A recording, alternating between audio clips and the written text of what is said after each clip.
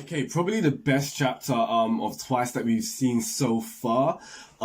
This either comes number second to the Twice flashback or probably first. Now this chapter, My Hero Academia 229, was really awesome because it was so great to see Twice. Obviously, like, we thought what's gonna happen because when his mask comes off, he splits. Like, he can't function. And it's so cool to see this last page. It's probably one of the best pages that I've seen of Twice, can't lie. You see all his colognes come out.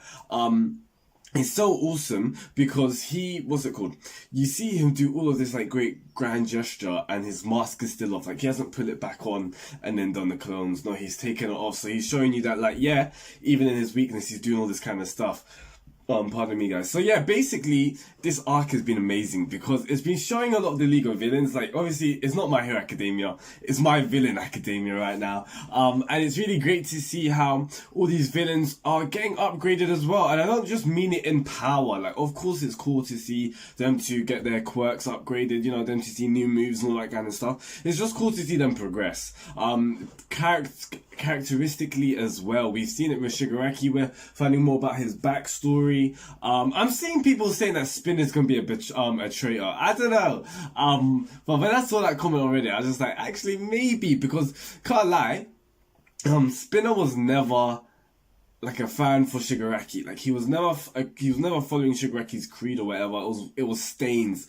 And even he himself said it recently, like, this isn't what I signed up for, basically. So, I don't know if he's gonna be a traitor, but these past couple of chats have been in my mind, like, where's Shigaraki, where's Spinner? Like, what's he doing?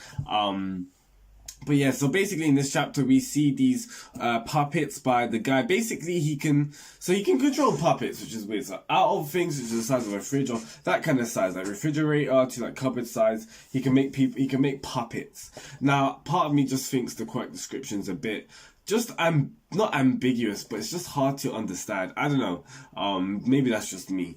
But yeah, it kind of reminds me of that guy's quirk. I can't remember his name, but it was in the Overhaul arc. He was one of Chisaki's followers, and he was one that he can like fit himself into anything and just move it around. Even that, just the way that the quirk was described. Maybe it's the translation. I'll see what it says on the official translation. But yeah, I just found it kind of confusing. So he can create puppets out of himself, but he's using tech as well.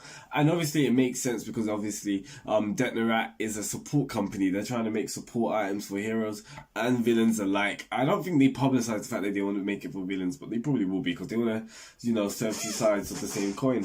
Or they want to serve both people. It's kind of like what Overhaul wanted to do. Overhaul, he wanted to supply these drugs to remove quirks to the police. And the villains as well, kind of thing, like both to the heroes and to the villains. So he wanted to make money from both sides, basically. So we get a bit more of the backstory of Twice, and it's kind of before the fact where he has his clones, and his clones are fighting themselves, and he basically kills himself, all that kind of thing. It's kind of before that, and it's actually in his adolescence. If I sound a bit nasally, I'm kind of ill, so yeah. But so yeah, like he's in his adolescence. Yeah, adolescence. I don't know why. Anyway, I don't know why I was pronouncing that wrong.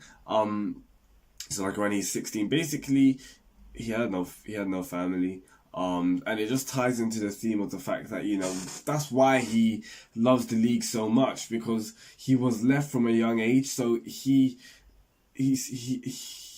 prioritizes these relationships of people trusting him so much, because he doesn't have that, and he didn't really have it when he was young. People always left him, people didn't believe him, people didn't trust him. They looked at him and already made an assumption about who he was, which is kind of crazy. And it makes sense to why his character is like it is now.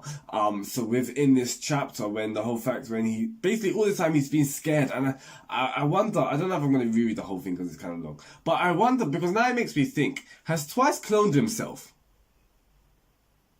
Because I feel like he cloned himself in the Overhaul arc, but basically the point is he didn't want to hurt himself too much because he thought he was a clone. That was the whole part of like the origin story. The part of it was the fact that like it was so crazy because obviously he was killing himself, so he even forgot who was the real one. He was the original Twice, if that makes sense. And so he didn't understand. So all this time he's been thinking, yeah, I'm probably a clone. So if I hurt myself too much, if I get, I don't know, stabbed or something, if I get hit too hard, I'm gonna disappear. So he basically, that's why his psyche's been so kind of, unstable, because he didn't really know who he was. Imagine he's basically on this existential crisis 24/7.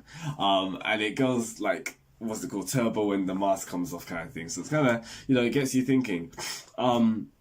But yeah, so aside from that though, so now that's why this chapter is so cool, because you see at the end of the chapter when like he manages to clone himself and all that kind of stuff, his mask off as well, he now knows he's the real Twice. So he's kind of more confident in himself, not in the sense of like ego confidence, but in the fact that like, okay, I'm real, I'm good now, if that makes sense. There's no need for me to be afraid anymore.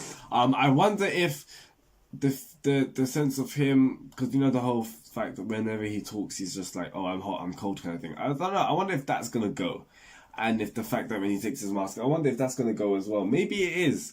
It was kind of a cool, I think we all loved it. It was a cool quirk, no pun intended, of his character, but maybe it's gonna go now, because I feel like this character development, this progression is mad to see.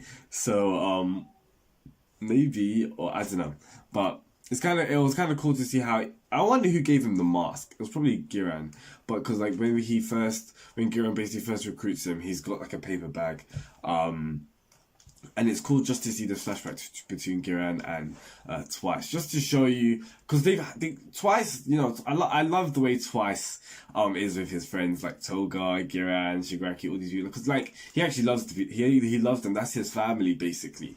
So it's so cool to see this chapter, and it makes sense why like when Giran was basically kidnapped, he was freaking out so much, and he's freaking out in this chapter for Toga as well.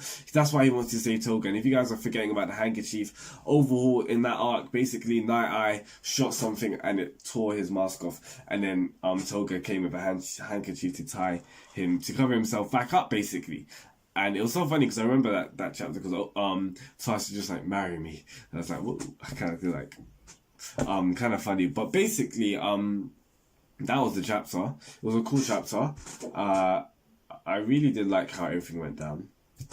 I'm kind of excited to see what's going to happen next, but it's basically like the League of Villains were going through a lot of development and progression, and it's cool to see that it's not just the heroes getting their time to shine. Of course I miss the heroes, but like I love the villains, and that's why it's so cool for that Horikoshi's made a series where we love the villains as much as we love the heroes. Like I've said it from ages, I loved, not only is the character designs for the villains awesome, their backstories and their quirks, but sometimes I love the villains more than the heroes.